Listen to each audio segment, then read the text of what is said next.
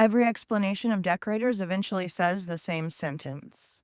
A decorator is a function that takes a function and returns a function. That sentence only makes sense if a function is something you can hold, hand over, and give back.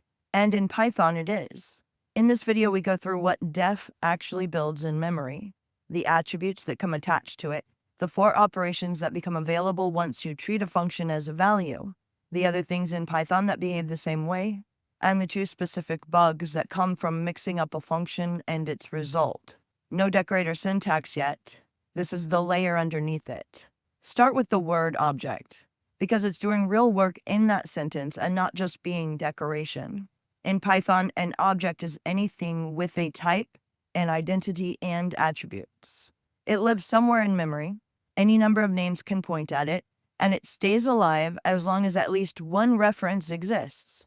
Integers satisfy that, strings satisfy that, lists, modules, and classes satisfy that. Functions satisfy it too, and there's no special second category they belong to. That's not a metaphor or a teaching simplification. The interpreter genuinely treats them the same way. You can confirm it in 3 lines. The type of greet is the function class. It is an instance of object, the same base every other value inherits from, and it has an identity, a number that stays the same for as long as that object exists. The function class is defined in C inside the interpreter, but from your side of the language, it behaves like any other class you might instantiate. Now, the part that changes how you read code, the def statement does 2 separate things. First, it builds a function object out of the compiled code, the default values, any captured variables, and the metadata. Second, it binds that object to a name in the current scope. That second step is an ordinary assignment, exactly like setting a variable. It can be undone, repeated, or pointed somewhere else, and none of that damages the object it originally referred to. Once you see def as construction followed by assignment, decorators stop looking like syntax and start looking like a second assignment to the same name. For the proof, bind the object to a second name, then delete the original name. The object is untouched because deleting a name only removes that one reference. Calling through the surviving name still works. And notice the last line. The object still reports its original name, because that name was baked into the object when it was built. The name attribute and the variable you reach it by are 2 different things, and that distinction comes back in a big way once decorators are involved. Because a function is an object, it carries attributes, and those attributes are readable at runtime. 4 attributes describe what the function is. Name is the plain identifier. Qualified name includes any enclosing class or function. So a method inside a class reports the class and the method together. Doc holds the docstring, which is just the first literal string in the body stored on the object. Module records where it was defined. Documentation tools, debuggers, test runners, and web frameworks all read these. That's worth remembering, because a careless decorator overwrites every one of them. And the video on functools wraps in this series that's coming up is entirely about that failure. A second group describes the call interface. Default holds the default values for positional parameters as a tuple. KW defaults holds them for keyword-only parameters. The code attribute is the compiled code object, and it exposes the argument count and the variable names. This is how introspection libraries reconstruct a signature without reading your source file. It also explains a classic gotcha. Default values are stored on the function object once, at definition, which is why a mutable default like an empty list is shared by every call rather than recreated. There's another attribute that's good to know and surprises some people. A function has a dictionary. You can attach your own attributes to it, and they persist on the object, exactly as they would on an instance of a class you wrote. That gives you a place to store state that belongs to one function without reaching for a global. Standard library decorators use this. When you apply the cache decorator, the cache info and cache clear helpers are attached to the return function as attributes. Nothing exotic is happening. They are setting attributes on an object. The counter lives on the function object rather than in module scope, so the state travels with the function. This exact pattern is what a stateful decorator does. except the decorator attaches the counter to the wrapper it builds instead of to a function you wrote by hand. The body reaches the counter by looking the name up at call time, which is why this works even though the attribute is assigned after the definition.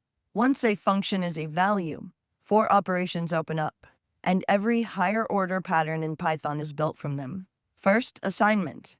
Any function can be bound to another name, including built-ins and unbound methods pulled off of a class. This is how you swap an implementation without editing call sites. Point the name at a real logger in production and at a silent stub in tests, and every place that calls the name follows. Notice there are no parentheses on the right-hand side, and that's the whole trick. And it's also the source of the most common mistake in this area, which we come back to at the end of this video. Second, passing. A function that takes another function as an argument is called a higher order function, and the standard library is full of them. Sorted takes a key.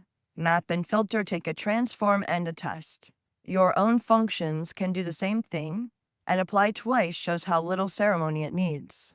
The parameter is just a name, and calling it with parentheses runs whatever was handed in. A decorator is a higher order function too. It happens to be one that returns a replacement. And third, returning. A function can build another function and hand it back. Here, multiplier is a factory. Call it with a factor, and you get a purpose-built function configured with that factor. 2 calls give you 2 independent functions that do not interfere with each other. There's a second thing happening in this example, which is that the inner function still has access to the factor after the outer call has finished. That is a closure, and it is the subject of another video in this series.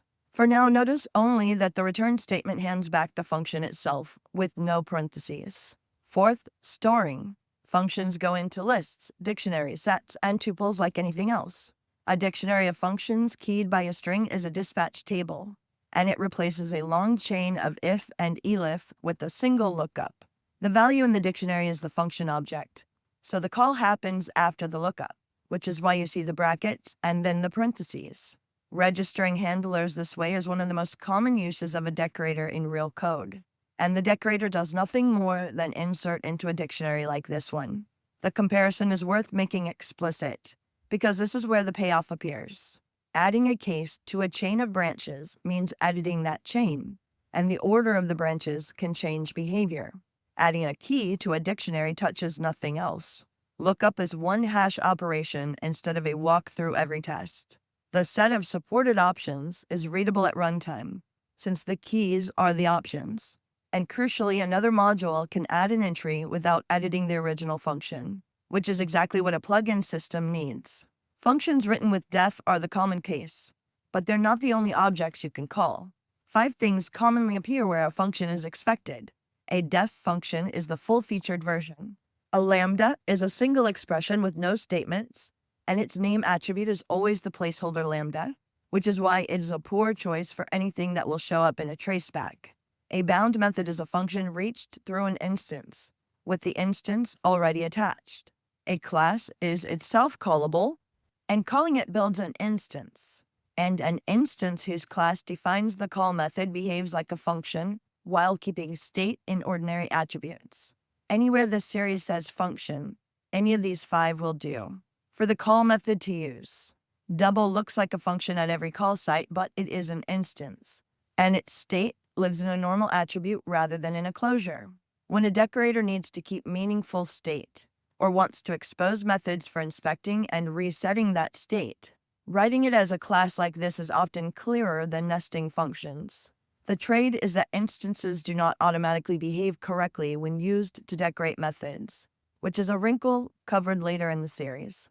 Partial is the standard library tool for building a new callable from an existing one with some arguments already supplied.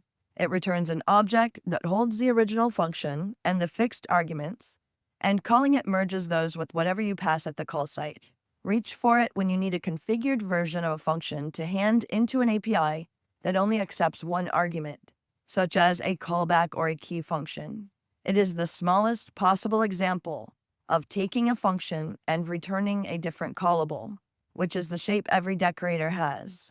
If you need to check, callable tells you whether an object supports the call syntax. It answers true for functions, classes, methods, and instances with the call method, and false for plain data. Use it sparingly. In most code, it is better to attempt the call and let a clear error surface than to guard every call site. Where it earns its place is in a decorator that has to tell the difference between being handed a function directly and being handed configuration arguments, a case covered when we get to decorators that take parameters. Two mistakes come up constantly, and both are versions of the same confusion. First trap, adding parentheses when handing a function to something that will call it later. The first line here runs cleanup right now, at scheduling time, and passes the return value, which for a function that only does work and returns nothing is none. Nothing raises. The scheduler stores none. And at the moment it tries to call it, you get a type error in a completely different part of the program. Or worse, silence. This bites in timers, thread targets, event handlers, and any argument named callback. The fix is always the same. Remove the parentheses. Second trap, building functions inside a loop and expecting each one to remember the value the loop variable had at the time. They don't.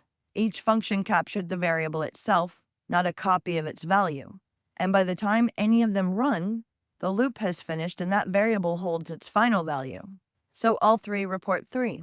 This one is worth recognizing on site because the code looks obviously correct and the output is obviously wrong. There are 2 standard fixes.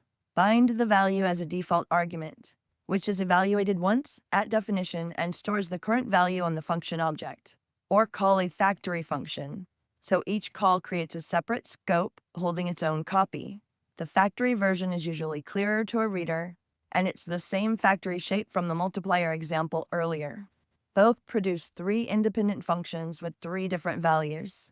So to close out the video, the def statement builds an object and binds a name to it, and those are 2 separate steps. That object carries metadata that other tools read, and a dictionary you can write to. Because it is a value, you can assign it, pass it, return it, and store it. And those 4 moves cover every higher order pattern in the language. Several other kinds of objects are callable in the same positions. And the difference between a bare name and a call is the difference between handing over a function and handing over its result. Put those together, and a decorator is no longer mysterious. It intercepts the second step of def and binds the name to something else. Assign it, pass it, return it, store it. Everything else in this series builds on those 4 moves. If you found this helpful, please subscribe.